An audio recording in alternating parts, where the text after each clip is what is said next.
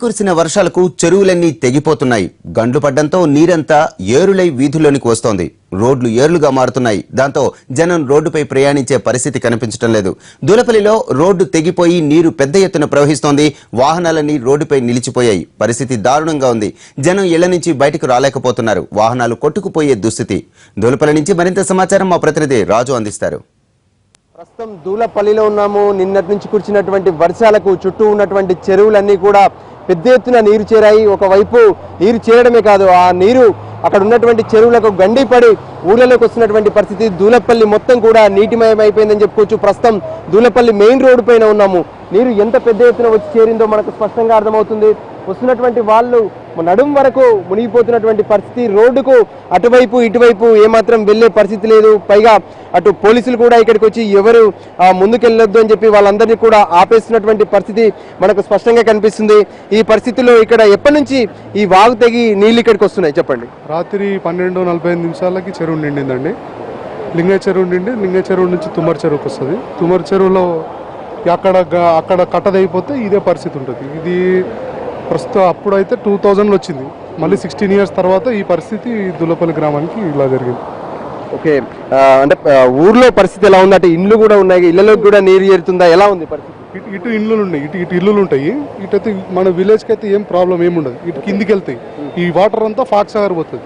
ఒకవేళ ఫాక్ సాగర్ కట్ట దిగితే మాత్రం సుభాష్ నగర్, జీడిమెట్ల, ఫాక్ సాగర్ కట్ట దిగింది అనుకోండి, జీడిమెట్ల అవన్నీ నీటిమయం అయిపోతాయి. ప్రస్తుతం ఒక వ్యక్తి అటు నుంచి ఇటు దాటుతున్నాడు. ఎందుకోసం ఆయనకు అంత అవసరం ఏర్పడింది ఏంటి అనేది కూడా ఆయన అడిగి తెలుసుకుందాం. చెప్పండి బ్రదర్, మీరు ఎందుకు ఇంత వాటర్ లో కూడా వెళ్ళాల్సినటువంటి క్యోं जा रहे बाहर? हिंदी आता बोलो क्या हुआ, तकलीफ क्या है? पानी ज्यादा आने जाने के लिए सबको दिक्कत ज्यादा है. ओके, ये रोड उतना अर्जेंट क्या है? आप जा रहे हैं इधर से भी? अभी ऑफिस से जा रहे हैं रूम को. अच्छा, ఆఫీస్కి వెళ్లాల్సినటువంటి అవసరం ఉంది, అందుకోసమే వెళ్ళిపోతున్నామని చెప్తున్నటువంటి పరిస్థితి. ఉదయం నుంచి ఇటు నుంచి బండ్లే పరిస్థితి ఎలా ఉంది? టూ వీలర్స్ ఏమైనా పోతున్నాయా? ఎట్లుంది? టూ వీలర్స్ అస్సలు కదలడానికి లేదు, అటు సైడ్ నుంచి రానికి లేదు, ఇటు సైడ్ రానికి లేదు. ఇలా మల్లారెడ్డి కాలేజ్లో ఎగ్జామ్ గిట్ ఉంది, అదే పరిస్థితిలో. దానివల్ల పిల్లలకి గిట్ట బాగా ఇబ్బంది అవుతుంది. ఎవరు వెళ్ళడానికి లేదు. ఏమున్నా ఒక చిన్న కారు తప్ప ఏ వెహికల్ వెళ్తలేదు ఇక్కడ నుంచి.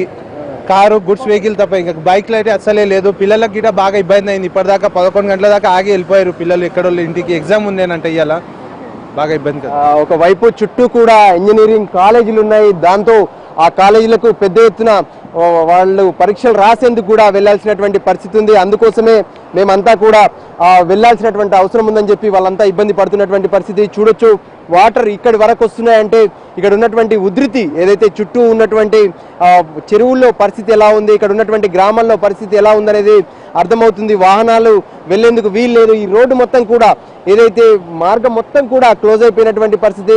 మామూలుగా ఇదివరకు అంటే 13 సంవత్సరాల క్రితం మాత్రమే, 16 సంవత్సరాల క్రితం మాత్రమే ఇక్కడ ఇలా జరిగింది. మళ్ళీ ఇప్పుడు ఇక్కడికి నీళ్ళు వస్తున్నటువంటి పరిస్థితి ఉందని చెప్పి ప్రతి ఒక్కరూ ఆవేదన వ్యక్తం చేస్తున్నటువంటి పరిస్థితి. నిజంగా అంటే ఎప్పుడు ఆగిపోయే పరిస్థితి ఉంది?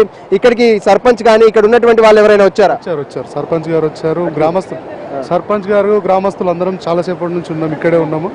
ఈ ఫ్లోటింగ్ ఎక్కువ అవుతుంది కాబట్టి ఒకసారి మా 2 చెరువుల దగ్గర మా పెద్దవాళ్ళంతా అక్కడ దాన్ని సంరక్షిస్తున్నారు.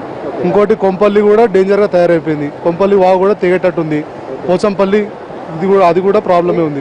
అర్జెంట్ ఉన్న వాళ్ళు మాత్రం చెరువు ఇప్పుడు ఏదైతే ఈ వాటర్ ఉందో ఈ వాటర్ ను దాటుకొని వాళ్ళు జాగ్రత్తగా వెళ్తున్నటువంటి పరిస్థితి. వాళ్ళు ఒకరికి ఒకరు తోడై ఆ చేతులు పట్టుకొని మరి సపోర్టెడ్ గా వెళ్తున్నారు. ఏంటి అర్జెంట్ ఏంటి? నీళ్లు దాటి వెళ్లాల్సినటువంటి పరిస్థితి ఎందుకు? మేము రేపు గుంటూరు షిఫ్ట్ అవుతున్నాము, హైదరాబాద్.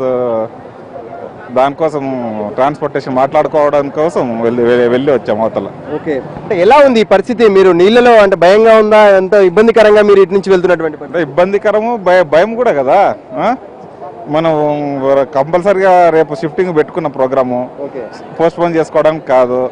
ఇక్కడ హౌస్ ఓనర్ కూడా చెప్పేసాం అన్నమాట, రేపు వెకేట్ చేస్తున్నామని. ఇంకా ఆ మాట చెప్పినాక మనం వెకేట్ చేయాలి కదా, దానికోసం.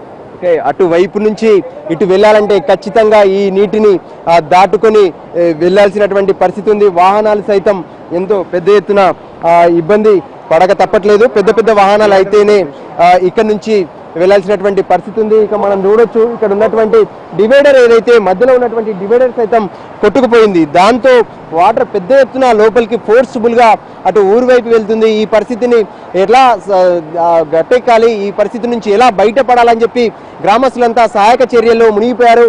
ఇటు నుంచి వస్తున్నటువంటి వాళ్ళందరినీ కూడా వాళ్లకు సాయం చేసేందుకు వీళ్ళంతా సిద్ధంగా ఉన్నారు. ఉన్నటువంటి వాహనాలు ఏ విధంగా లారీకి లారీ ప్రాబ్లం ఏంటి? లారీ డ్రైవర్దే ప్రాబ్లమ్. డ్రైవర్ కొంచెం నైట్ డ్రింక్ చేసినట్టున్నాడు, ఆ వాటర్ లో వెళ్ళిపోయాడు. ఓకే, రాత్రి వచ్చినటువంటి నీటి ఎద్దడికి ఒకవైపు అక్కడ ఉన్నటువంటి నీటి ఫోర్స్ కు ఆ లారీ కూడా కొంత ఇబ్బంది పడినటువంటి పరిస్థితి. లారీ మొత్తం అటువైపు తిరిగిపోయింది. మొత్తానికి ఇక్కడ పరిస్థితిని చూస్తుంటే మాత్రం కొంత డేంజర్ గా ఉంది.